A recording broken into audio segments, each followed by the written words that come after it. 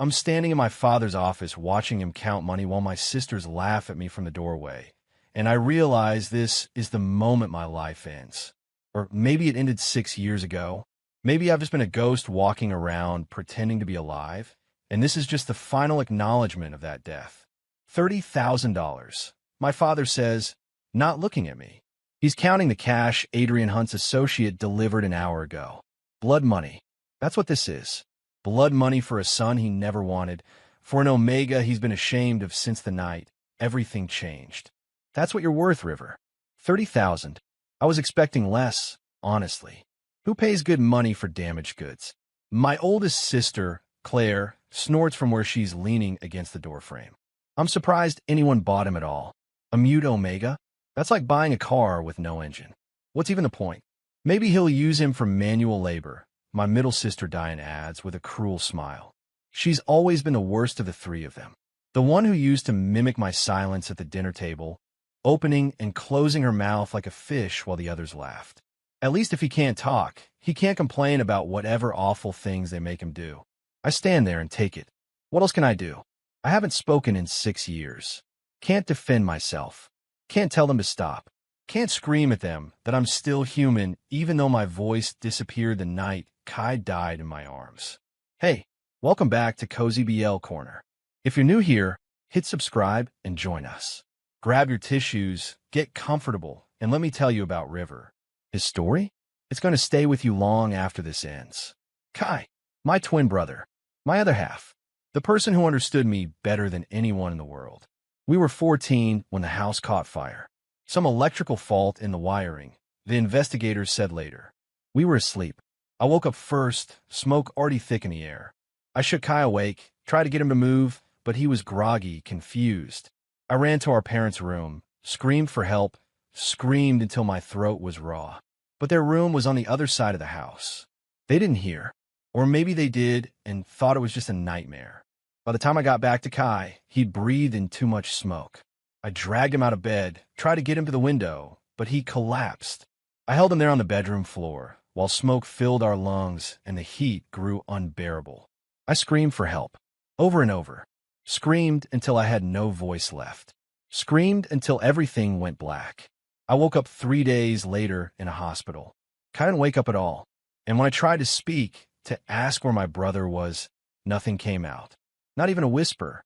Just air moving past vocal cords that had suddenly, inexplicably stopped working. The doctors called it selective mutism, psychological trauma manifesting as physical inability to produce speech. They said my voice would come back when I felt safe enough, when I processed what happened, when I healed. 6 years later, I'm still silent, still broken, still the Omega who let his brother die while screaming uselessly into smoke. My father finally looks at me. His expression is cold, disappointed. He's looked at me like this every day since Kai's funeral. You should have been the one who died, he says. Not for the first time. He said it so often I've stopped flinching. Kai was an alpha. He had a future. You're just this, a defective Omega we've been stuck with for 6 years. Claire pushes off the doorframe. When do they pick him up? Tomorrow morning. Hunt's people will be here at 8. My father closes the envelope of money, tucks it into his desk drawer. River, go pack your things. Only what you can carry. Everything else stays here. I nod. What else can I do? And River. Diane's voice stops me as I'm turning to leave. Try not to embarrass us too much. We know you can't talk, but at least try to look grateful. Adrian Hunt doesn't buy Omegas because he's charitable. Whatever he wants you for, she smiles nastily. Well, let's just say you should have practiced using that mouth for something other than silence. The sound of their laughter follows me up the stairs to my room. The room I shared with Kai until the night he died. His bed is still there, though my parents stripped it years ago. Sometimes I lie in it and try to remember what his voice sounded like. I'm forgetting. That's the worst part.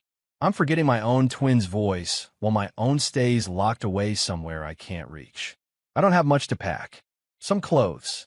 A photo of Kai and me from before everything. His favorite book, the one he was reading the week before the fire. I've kept it all these years like a shrine to the person I failed to save.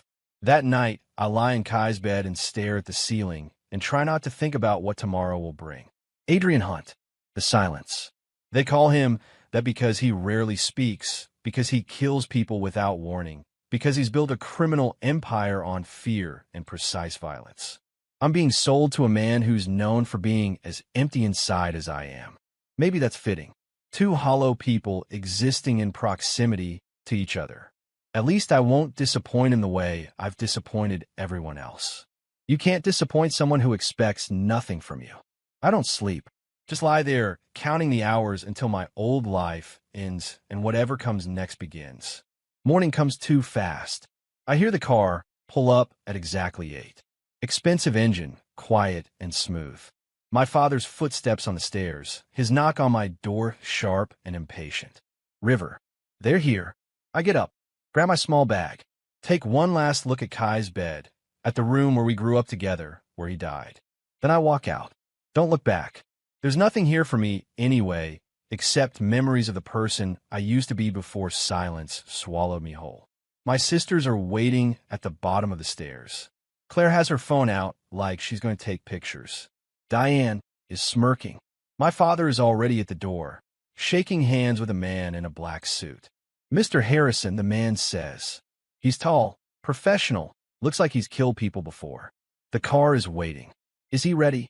My father doesn't even glance at me. He's ready. River, come here. I walk down the stairs on legs that feel numb. The man in the black suit looks me over with the same expression you'd use to evaluate a piece of furniture. Assessing. Clinical. Detached.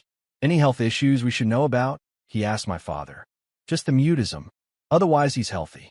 Hasn't been sick in years. Medications? None.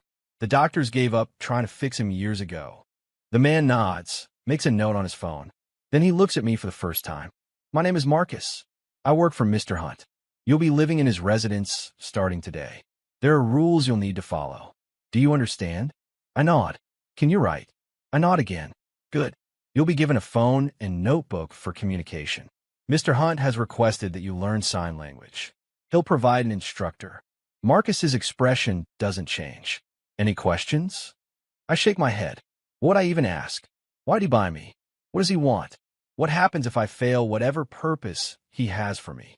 None of those questions have answers that will change what comes next. Then let's go. Claire laughs as I walk past. Have fun with your new owner, little brother.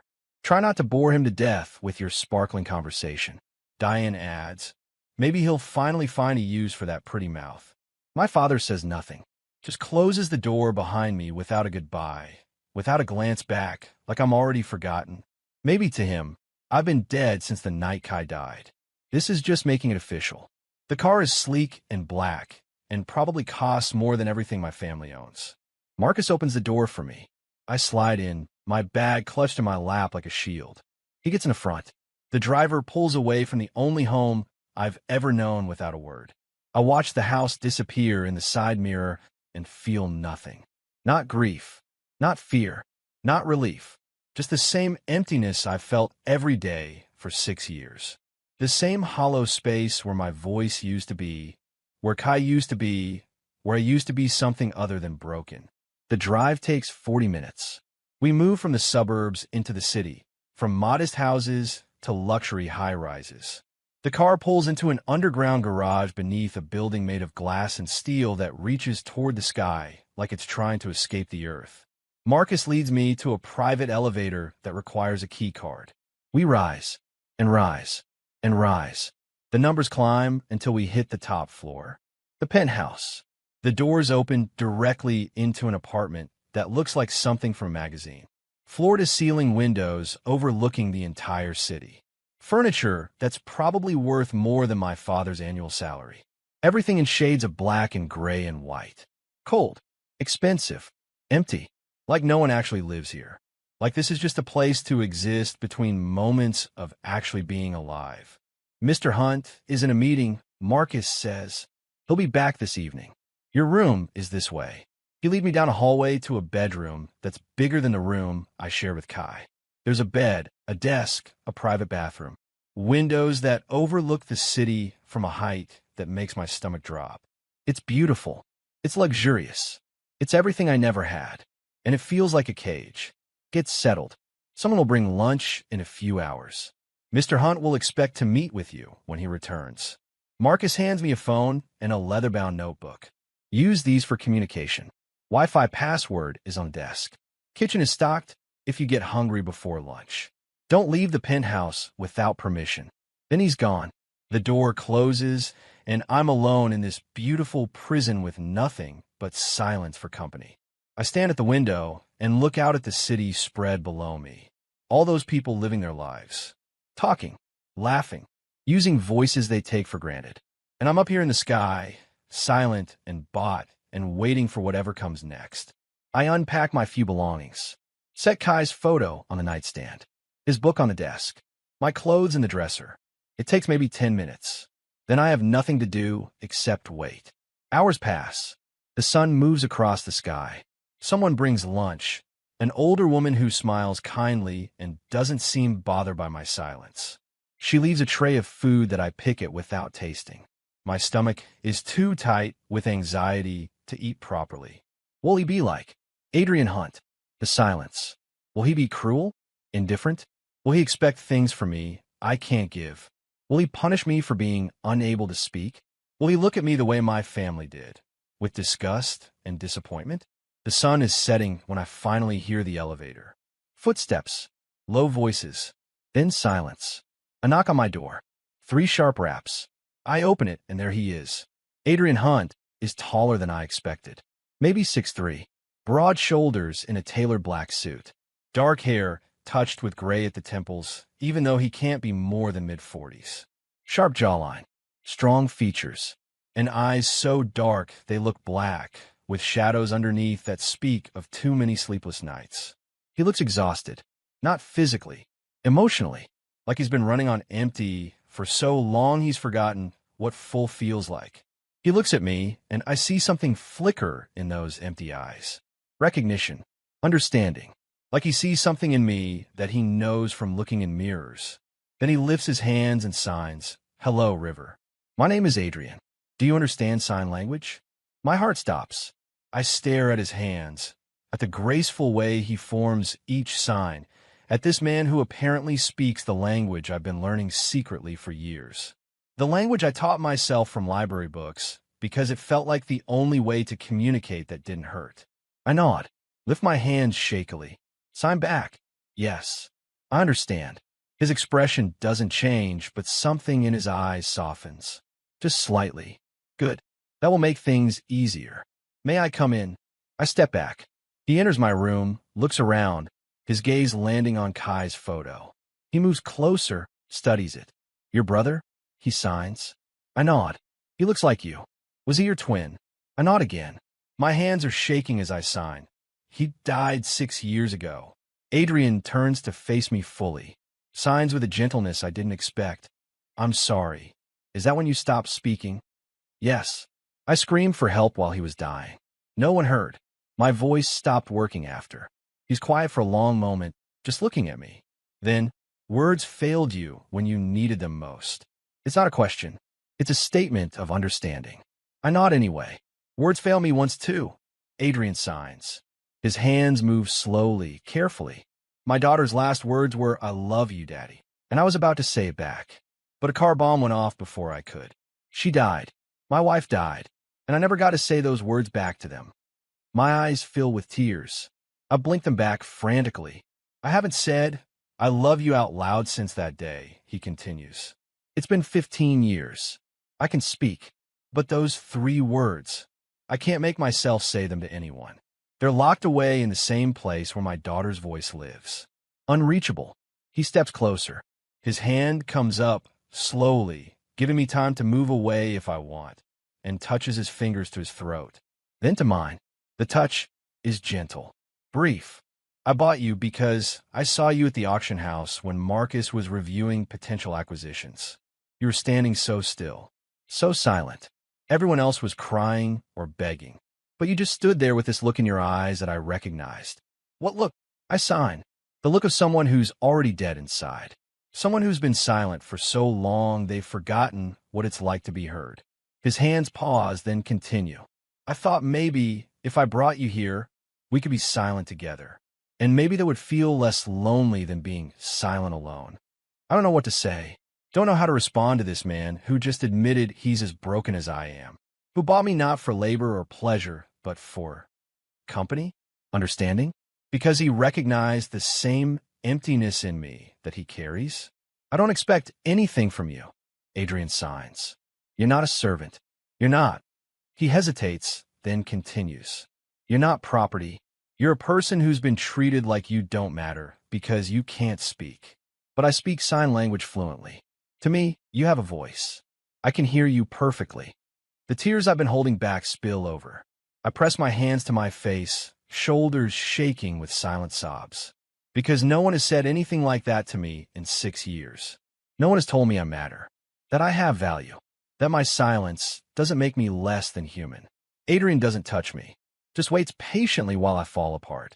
When I finally lower my hands, he signs, I know you were sold. I know you didn't have a choice, but I'm going to give you one now. You can stay here, live in this penthouse. I'll provide everything you need. In exchange, all I ask is, he pauses like he's searching for the right words. Be silent with me. Keep me company. Remind me I'm not the only person in the world who understands what it's like to have words fail at the worst possible moment. And if I want to leave, I sign. Then you can leave. I'm not holding you prisoner. You can go anytime. I'll give you money, help you find a place, make sure you're safe. His eyes meet mine. But I hope you'll stay, at least for a while. See if this, he gestures between us, if this strange understanding we have can be something like friendship, or at least peaceful coexistence. I look at this man who's offering me the first genuine choice I've had in years, who sees my silence not as a flaw, but as something he understands, who speaks to me in a language that doesn't hurt to use. I sign, I'll stay. Something like relief crosses his face. He nods. Thank you. Are you hungry? We could have dinner. I usually eat alone, but he almost smiles. I think I prefer company tonight. We eat at the large dining table, sitting across from each other with our phones between us for more complex conversations. Adrian is surprisingly easy to talk to once I get past my initial terror. He tells me about his work, carefully, in vague terms, nothing that would implicate me in anything illegal. Tells me about the city, about the building, about the staff who keep the penthouse running. And I tell him about Kai, about what it was like having a twin, about the night of the fire, about waking up silent and staying that way for 6 years, about my family's disappointment, about becoming invisible in my own home. You're not invisible to me, Adrian signs when I finish. I see you perfectly clearly. That night, lying in the unfamiliar bed in the unfamiliar room, I realize something strange. For the first time in 6 years, I don't feel completely alone. There's someone else in this space who understands silence, who doesn't expect me to be something I can't be, who looks at my brokenness and sees not a flaw, but a shared experience. Maybe this won't be so terrible after all. The days develop a rhythm. Adrian leaves early for work. I spend the days exploring the penthouse, reading books from his extensive library, learning to cook in the massive kitchen. The staff is kind, patient with my note writing and pointing. They never make me feel like a burden. Adrian comes home every evening around 7. We have dinner together. Sometimes we talk for hours in sign language.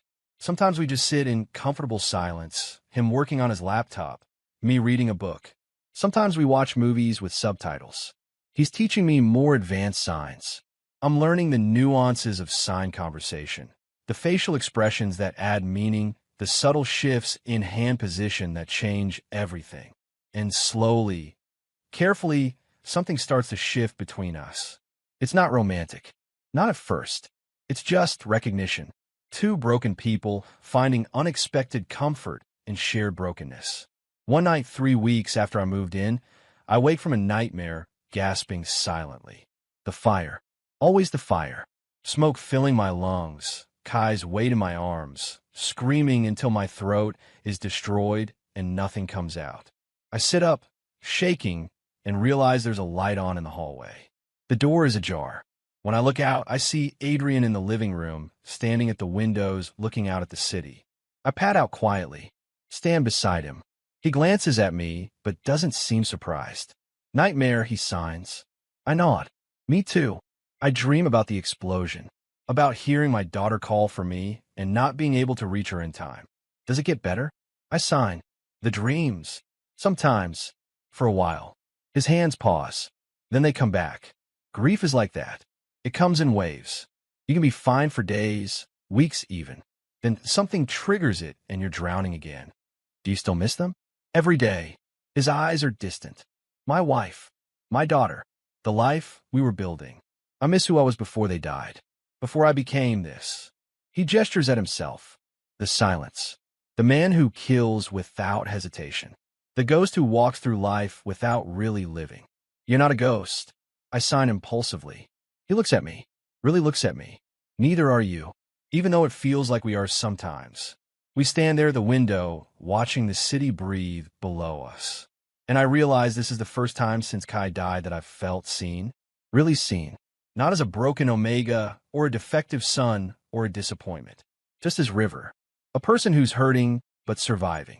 A person who's silent, but still has things to say. Thank you. I sign. For what? For hearing me, even when I can't speak. Adrian's expression softens. He reaches out slowly, gives me time to move away, then squeezes my shoulder gently. Thank you for being here. For reminding me I'm not the only person who understands what this feels like. Something warm blooms in my chest. Something that feels almost like hope. The weeks turn into months. Adrian and I fall into an easy partnership. We're both night owls, both prefer solitude, both find peace in silence. But there's a difference now. The silence isn't lonely. It's shared. It's understood.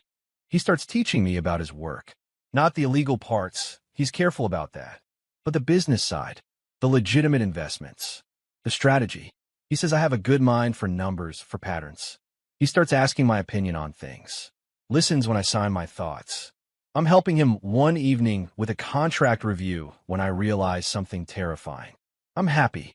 Not completely. Not perfectly. I still have nightmares about Kai. Still wake up, sometimes trying to scream, and finding only silence. Still carry the guilt of surviving when he didn't. But I'm happy. Here in this penthouse with this man who speaks to me in signs and never makes me feel broken. Who looks at me like I'm a person worth knowing instead of a burden to tolerate. That's when I realize something even more terrifying. I'm falling in love with him. It hits me like a physical blow. I'm sitting there staring at the contract I'm supposed to be reviewing, and all I can think is, I'm in love with Adrian Hunt. With the silence. With the man who bought me, but treats me like an equal.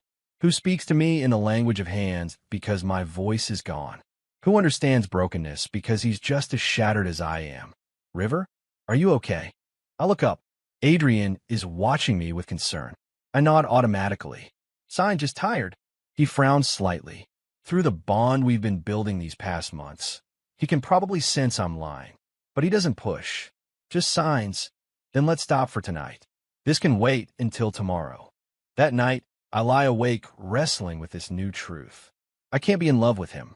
He bought me. He's my what? Owner? No. He explicitly said I'm not property. Employer? That's not quite right either. Friend? Yes. But more than that. At least for me. And that's terrifying. Because what if he doesn't feel the same way? What if I'm just convenient company? What if? My phone lights up. A text from Adrian. Can't sleep either? I respond. No. Come to the living room. I find him on the couch, his laptop closed beside him. He's in sweatpants and a t-shirt, looking more human than I've ever seen him. Less like the silence and more like just Adrian. I sit on the other end of the couch. He shifts to face me, hands ready to sign. I need to tell you something, he signs.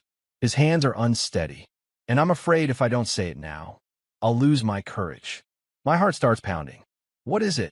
I brought you here 4 months ago because I recognized my own emptiness in you.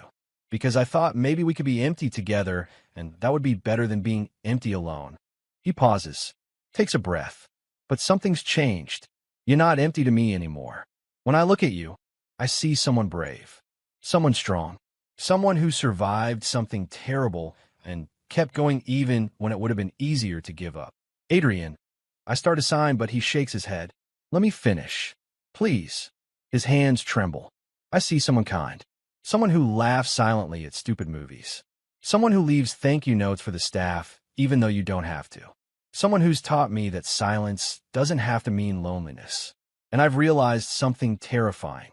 He stops, just looks at me for a long moment, then signs, "I'm falling in love with you." The world stops.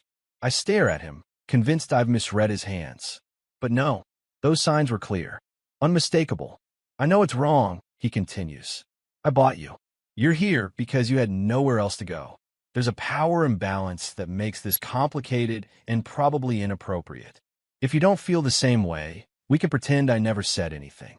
We can go back to being friends. I won't make this awkward or uncomfortable. His hand still. "I needed you to know, because I'm tired of not saying important things. I've spent 15 years not saying I love you because I lost my chance. And I don't want to lose the chance to tell you how I feel. I can't breathe, can't think, can only feel this enormous thing blooming in my chest, pressing against my ribs, demanding to be acknowledged." I sign, "I love you too." His eyes widen. "What?" "I love you too." I sign again, hands shaking so badly I almost can't form the words.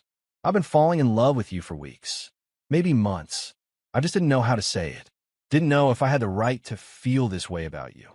"You have every right to feel however you feel." Adrian signs. "But are you sure? You're not just." "I'm sure." I move closer. "You're the first person in 6 years who's made me feel like I matter. Who's looked at my silence and seen value instead of defect. Who's taught me that being broken doesn't mean being worthless. How can I not love you?" Adrian reaches out slowly. His hand comes to my face, thumb brushing my cheekbone. "I don't know how to do this. I haven't loved anyone since my wife died. I don't know how to be anything except broken." "Then we'll figure out together." I sign with one hand, the other covering his hand on my face. Two broken people learning how to be whole. Or at least, less broken. He leans forward, stops an inch from my face, giving me time to pull away. I don't. I close the distance and kiss him. It's gentle, careful, like we're both afraid of shattering something precious. His hand slides into my hair. Mine grip his shoulders. And for the first time in 6 years, I feel something other than empty. I feel full, complete, alive. When we pull apart, Adrian rests his forehead against mine, signs against my shoulder where I can see.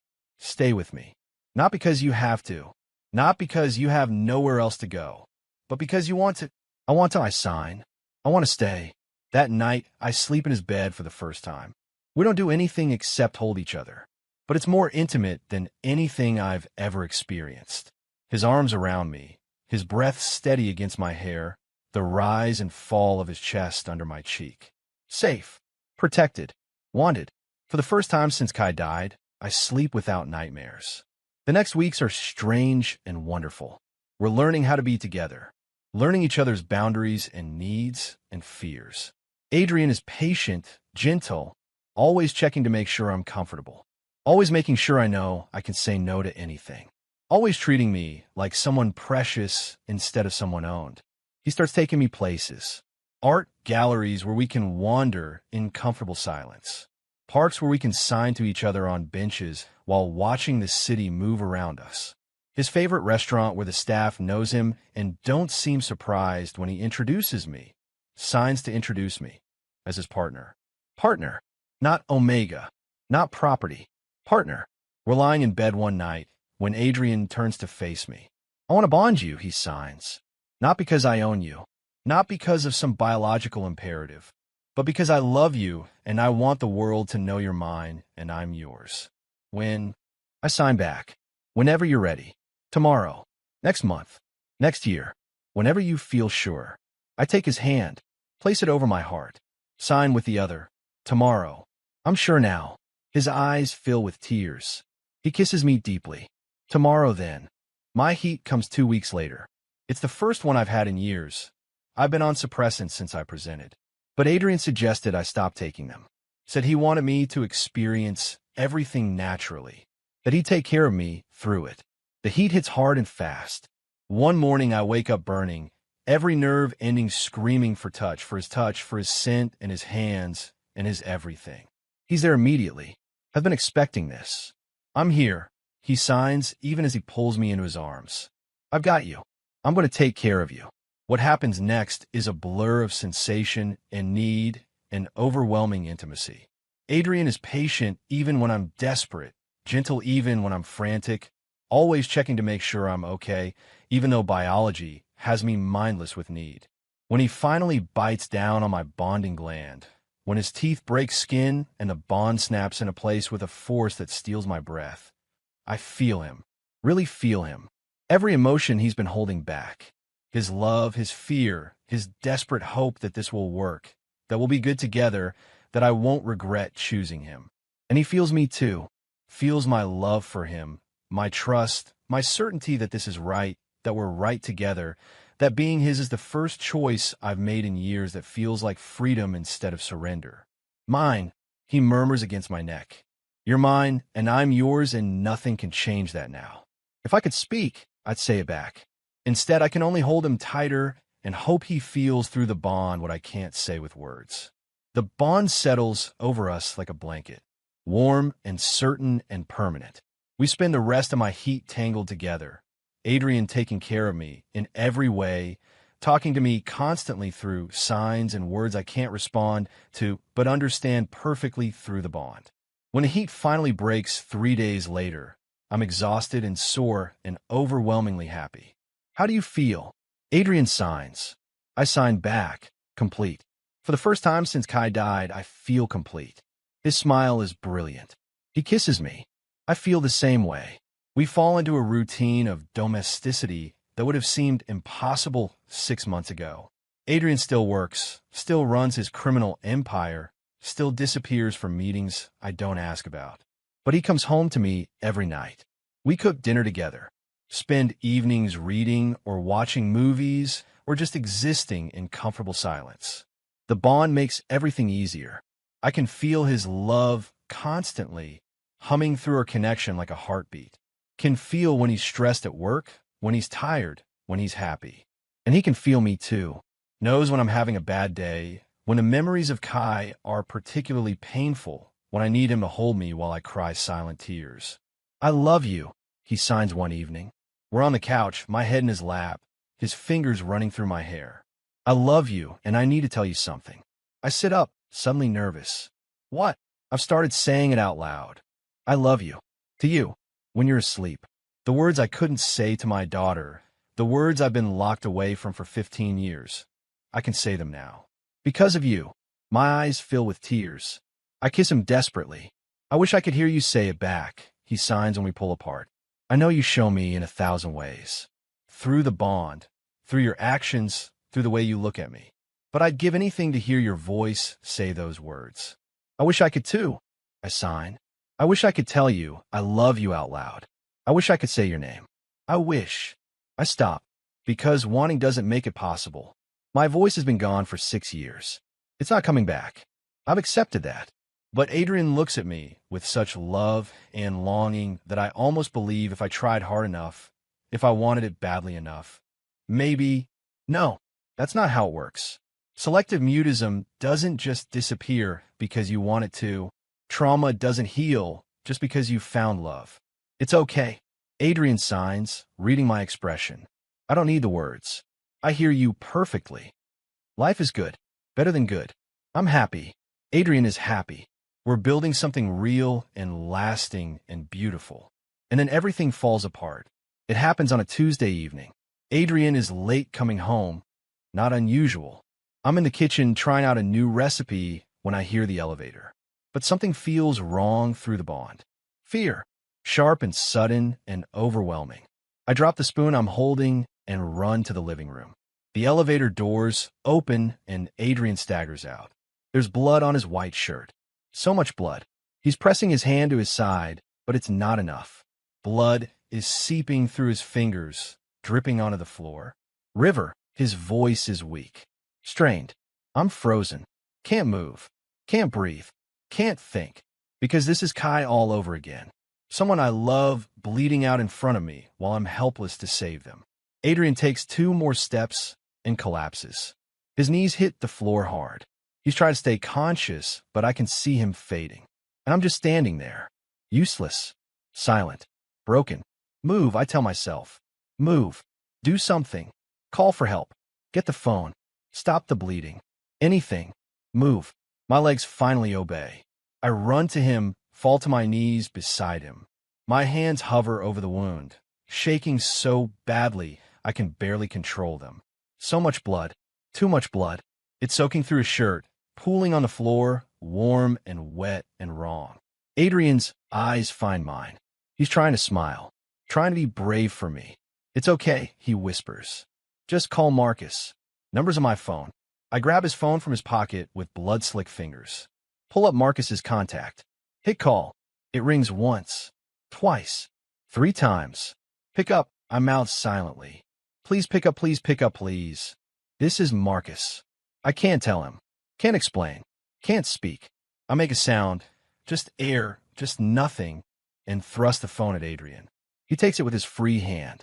Marcus. Apartment. Shot. Need, his voice cuts off. The phone slips from his fingers. I can hear Marcus's voice through the speaker, urgent and commanding. Adrian? Adrian? I'm on my way. Hold on. 5 minutes. Just hold on. The phone goes dead. I grab it, try to call back, but my hands are shaking too badly. The phone falls, clatters across the floor. Adrian's eyes are closing. No, no, no, no, no, no. I press both hands over the wound, trying to stop the bleeding, but it just keeps coming, pumping between my fingers, hot and relentless. His shirt is completely red now. The floor around us is red. Adrian. I mouth his name. Adrian, stay awake. Please stay awake. Help is coming. Just a few more minutes. Please. Nothing comes out. Not even a whisper. Just my lips forming words my voice won't produce. His eyes open slightly. Unfocused. Struggling. River, it's barely audible. Love you. No. He doesn't get to say goodbye.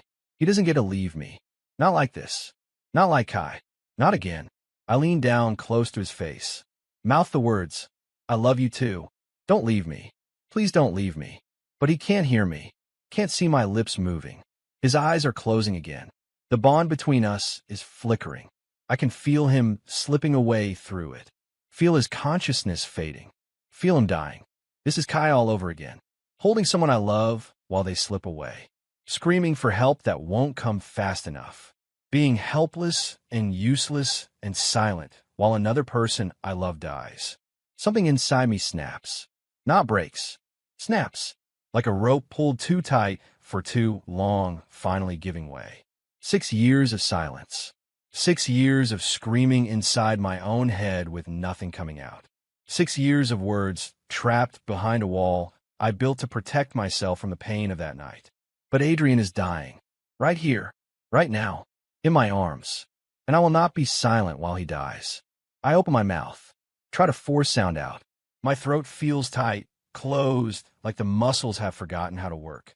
Nothing comes out. Just air. Just the same useless nothing I produced for 6 years. I try again. Harder. Force it. Make it happen. Still nothing. Adrian's breathing is getting shallow. His skin is pale. Too pale. The bond is fading to a whisper. No. I mouth frantically. No, no, no, no. Try harder. I dig deep. Deeper than I've ever gone. Past the fear. Past the trauma. Past the wall I built the night Kai died. Down to the place where my voice used to live. Where it's been locked away.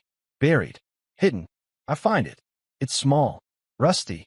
Broken from disuse. But it's there. I reach for it. Grab it. Pull. And I scream. It comes out wrong at first. Just a rasp. A croak. The sound of vocal cords that haven't been used in 6 years, trying desperately to remember what they're supposed to do. But it's sound. Actual sound. Coming from my throat. My mouth. I try again. Force more air through. Shape it into something resembling a word. Adrian. It's barely recognizable. Rough and broken and weak. But it's his name. In my voice.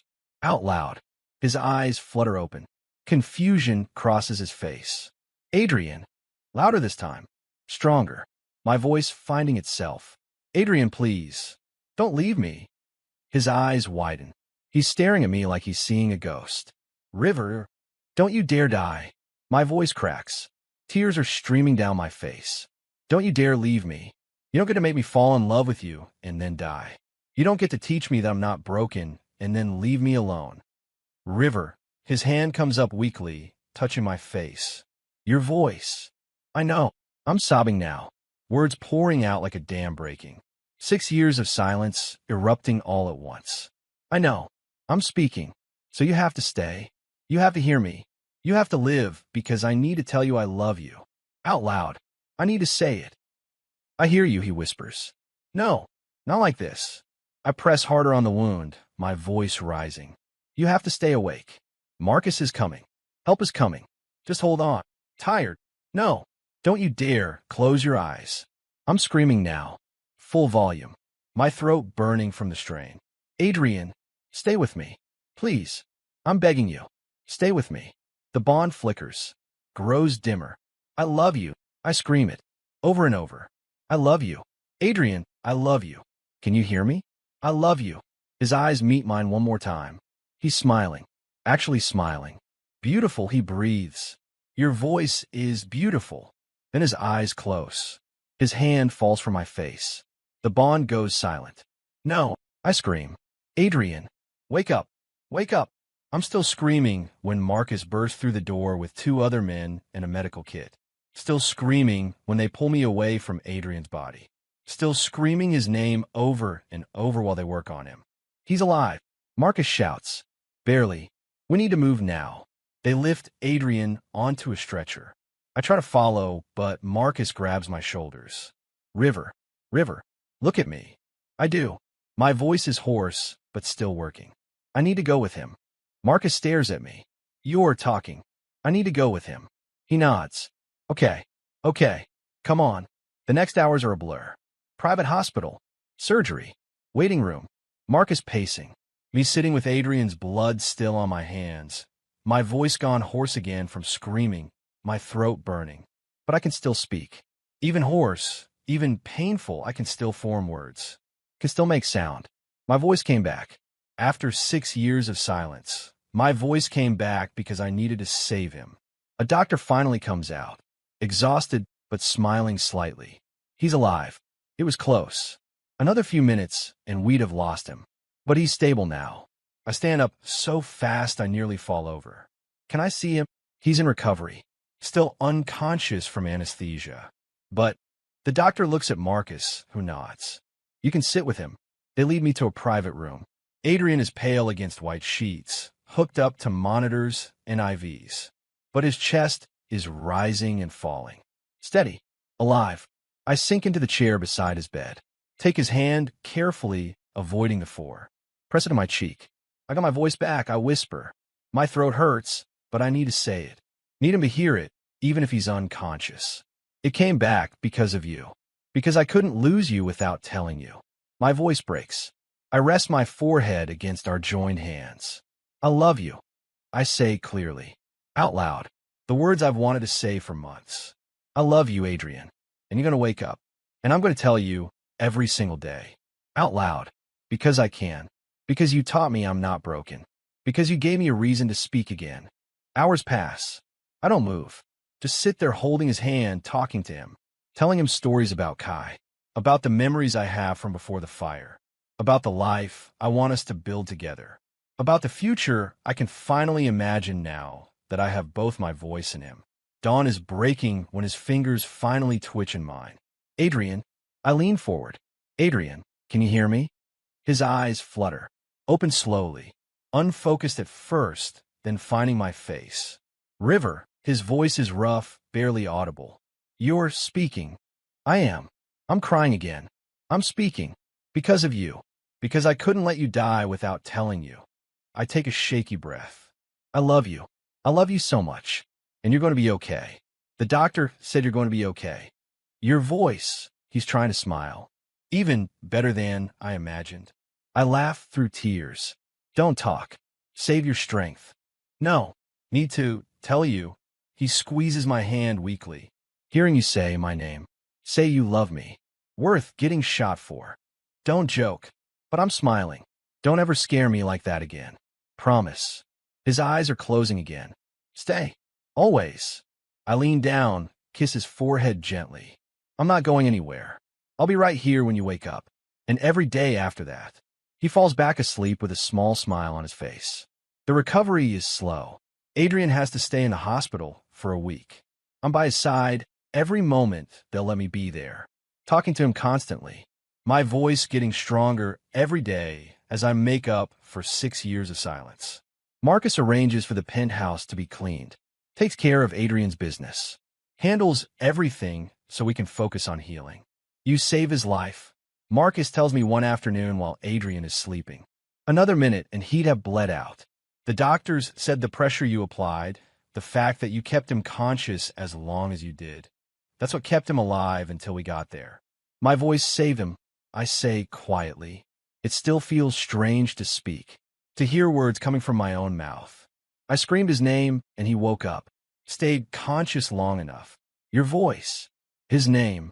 Marcus looks at me thoughtfully. The doctors said they've never seen selective mutism break that way, that it usually requires therapy, gradual exposure. Not trauma breaking through trauma. I finish. I know, but that's what happened. The wall I built to protect myself from grief, it shattered when I was about to lose him. When I realized I couldn't survive losing someone else I loved while being silent. Will it stay? Your voice. I touch my throat. I don't know. The doctors want to evaluate me. But right now, yes, it's staying. Because I have too much I need to say. When they finally release Adrian, we go home together. He's weak, needs help moving around, but he's alive. Healing. The wound will scar, but he'll recover fully. That first night back in the penthouse, we lie in bed together carefully. His arm around me, my head on his chest, listening to his heartbeat. Say it again, he murmurs. What? My name. I've been waiting 6 years to hear you speak. I want to hear you say my name. I smile against his chest. Adrian. Again. Adrian. Adrian. Adrian. I prop myself up to look at him. I love you, Adrian. I love you, and I'm so grateful you're alive. So grateful I get to tell you this with my actual voice instead of just through signs or the bond. His hand comes to my face. I love you too, and I'm sorry I scared you. Don't apologize. Just don't get shot again. Deal. He pulls me down for a kiss. When we break apart, he's smiling. Sing for me. What? You said you used to sing. Before. I want to hear you sing. I don't know if I remember how. Try. Please. I've imagined your voice for months. And now I get to actually hear it. I want to hear everything. Every word. Every sound. Every song. So I sing. Hesitantly at first. A lullaby my mother used to sing to Kai and me. My voice is rusty, unpracticed, breaks on some notes. But it's mine. And Adrian listens with tears streaming down his face like it's the most beautiful thing he's ever heard. When I finish, he pulls me close. Thank you, he whispers, for coming back to me, for finding your voice again, for loving me. Thank you for teaching me I was never really broken, just silent. And silence isn't the same as emptiness.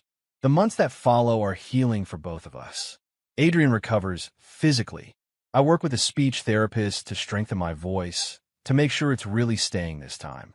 We go to therapy together, both of us dealing with our respective traumas, learning how to process grief without letting it destroy us. I call Kai's name out loud for the first time in 6 years, standing at his grave with Adrian's hand in mine. Tell my brother I'm sorry I couldn't save him, that I love him, that I hope he'd be proud of who I've become. He would be, Adrian says quietly. You survived. You found love. You found your voice. Of course he'd be proud. I start singing regularly, in the shower, while cooking, just because I can, because my voice is mine again and I'm never taking it for granted. Adrian says, I love you out loud every single day, sometimes multiple times, making up for 15 years of silence. We're healing, together, 2 broken people becoming less broken. And then one evening 4 months after the shooting, I realize something that makes my heart stop. I'm late. I don't tell Adrian immediately. Wait until I'm sure. Take 3 tests, all positive. When I finally work up the courage to tell him, we're having dinner. I set down my fork.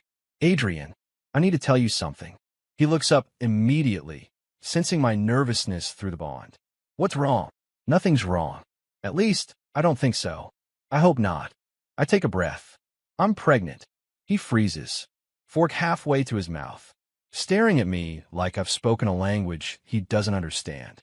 Say that again, he whispers. I'm pregnant. About 6 weeks, I think. The fork falls from his hand, clatters against his plate.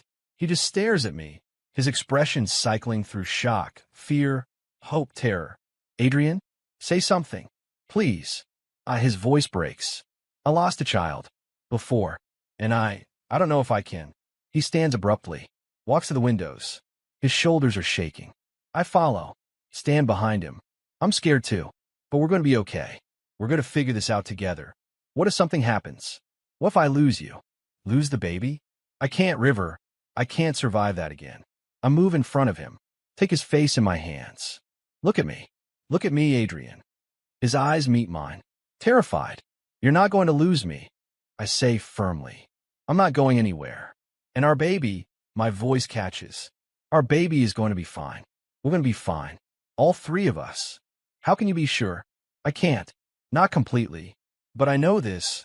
I didn't survive 6 years of silence just to die in childbirth. I didn't get my voice back just to never use it to sing to our child. We didn't find each other just to lose this. Adrian's hands cover mine on his face. I'm terrified. Me too. But we're terrified together. And that makes it bearable. He pulls me into his arms, holds me so tight I can barely breathe. We're having a baby, he whispers against my hair. We're actually having a baby. We are. I don't know how to do this. Neither do I. But we'll learn. Together. He pulls back enough to look at me. His eyes are wet, but he's smiling. Really smiling. I love you. I love you too. I press his hand to my still flat stomach. And we're going to love this baby. So much. Even though we're scared. Especially because we're scared. Because being scared means we have something precious to protect. The pregnancy is terrifying and wonderful in equal measure. Adrian is overprotective to an almost comical degree, hovering constantly, making sure I rest, eat properly, don't overdo anything. But I don't mind, because I can see in his eyes that he's healing, that letting himself hope again is the bravest thing he's done in 15 years. We turn one of the spare rooms into a nursery, paint it soft colors, buy a crib and changing table, and all the tiny clothes that seem impossible for an actual human to fit into. What should we name them? Adrian asks one evening. We're sitting in the nursery, his hand on my growing belly, feeling the baby kick. I've been thinking about this for weeks. If it's a boy, I want to name him Kai, after my brother. Adrian is quiet for a long moment. Then, are you sure? Won't that be painful? Maybe. But also, Kai died because I couldn't save him. This Kai, our Kai, will live because I found my voice. Because I learned that being silent doesn't mean being broken. It feels right, like bringing the name back to life. Then Kai it is. He kisses my temple. And if it's a girl, I was thinking Elena, after your daughter, for the same reason. Bringing love back to a name that's been connected to grief for too long. Adrian starts crying, silent tears running down his face. You do that? Name our child after my daughter. She was your first child. She deserves to be remembered, honored. And maybe my voice gets thick. Maybe our child can carry her name forward. Turn it from something painful into something beautiful again. He kisses me deeply. How did I get so lucky? To find you? To have this second chance? We found each other. Two silent people learning to speak again. To love again. To hope again. The labor comes on a cold morning in January. Adrian is beside me the entire time, holding my hand, talking me through every contraction, looking more terrified than I've ever seen him. You're doing so well, he keeps saying.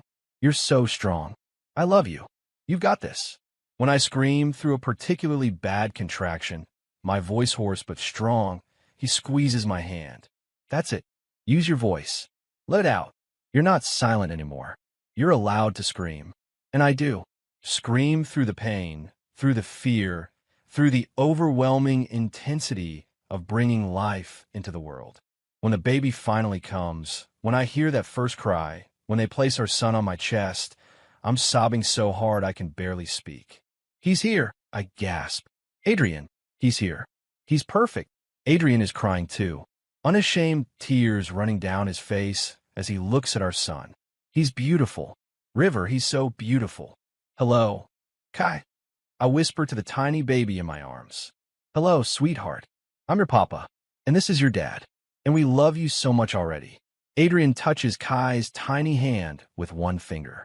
The baby grips it reflexively, and Adrian makes a sound like his heart is breaking and healing at the same time. Hi, Kai, he says softly. I'm your dad, and I'm going to spend every day making sure you know you're loved, that you're safe, that you're wanted. We spend the first hours just staring at him, memorizing his tiny features, his shock of dark hair, his small nose, the way he makes little sounds in his sleep. He has your eyes, Adrian says. Look, when he opens them, they're the same color as yours. He has your hair and your stubborn chin. Adrian laughs. Is my chin stubborn? Incredibly. I lean my head on his shoulder. We did it. We made a whole human. A perfect, healthy, beautiful human. You did most of the work. We're a team. We did it together. I look up at him.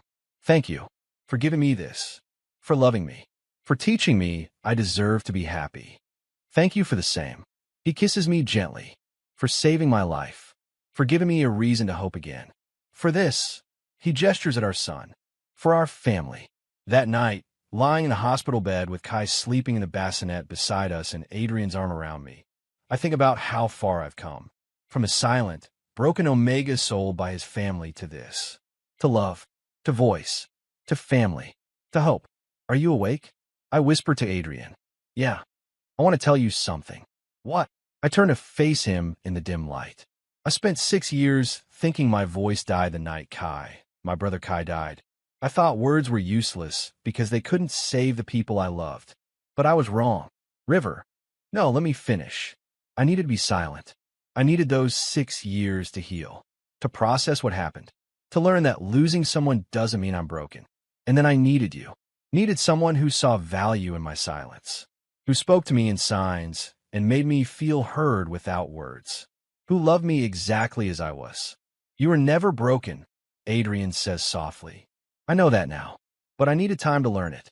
And when you got shot, when I thought I was going to lose you, my voice came back because I finally had something I needed to say more than I needed to protect myself with silence. I needed to tell you I loved you, out loud, with actual words. You saved me. We saved each other. I rest my hand over his heart. You saved me first, by teaching me that silence doesn't mean weakness or brokenness or failure. And I saved you by finding my voice when it mattered most. And now, I glance at our sleeping son. Now I get to raise him, teach him that it's okay to be scared, okay to grieve, okay to be silent sometimes and loud other times. That being different doesn't mean being less than. He's going to have the best life, Adrian says, because he has you for a parent.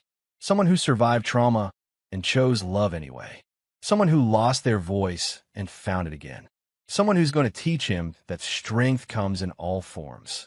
I smile. He has you too.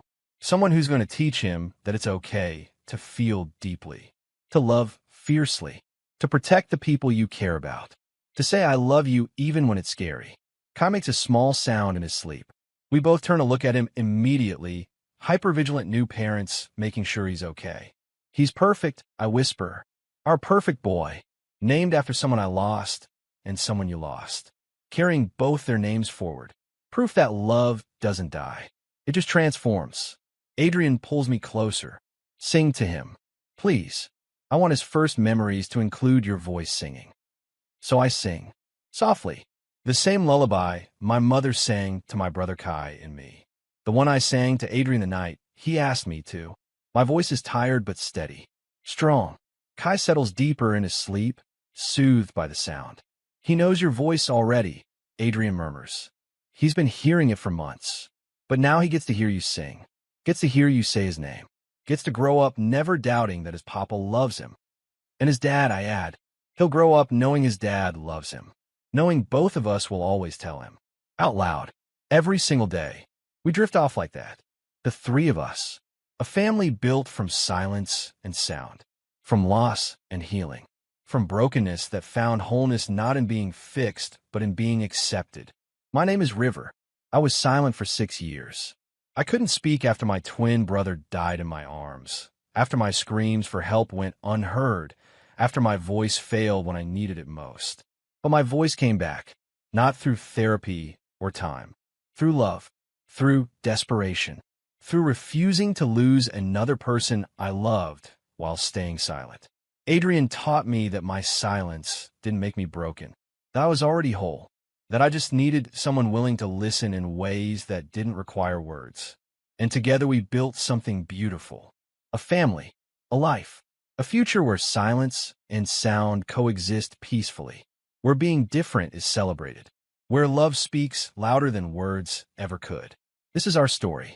The mute omega who found his voice, the silent alpha who learned to say, I love you again, and the baby who will grow up surrounded by both, by words and signs and love so fierce it could bring the dead back to life. We're not broken. We never were. We were just waiting, healing, learning that sometimes you have to lose your voice to understand how powerful it is. And sometimes you have to risk everything to save what matters most. I'm speaking now, every day, singing to my son, telling my husband I love him, using the voice I thought was gone forever. And I'll never take it for granted again, because I know what it's like to be silent. And I know what it's like to scream someone's name and have them come back to you. My voice saved Adrian's life, and his love saved mine. That's worth more than any words could ever express. But I'm going to spend the rest of my life trying to say it anyway. Thank you for staying until the very end. If this story touched you, if it made you feel something, please hit that like button and leave me a comment. Tell me about a time you felt voiceless and found your way back. Tell me about the people who heard you even when you couldn't speak. And if you want more stories like this, stories about healing, about love that sees you exactly as you are, about finding your voice in the most unexpected ways, please subscribe. Turn on that notification bell. Until next time, remember, you're not broken. You're healing. And silence doesn't mean you have nothing to say. Sometimes it means you're protecting yourself until you find someone safe enough to speak to. Thank you for being here. I'll see you in the next one.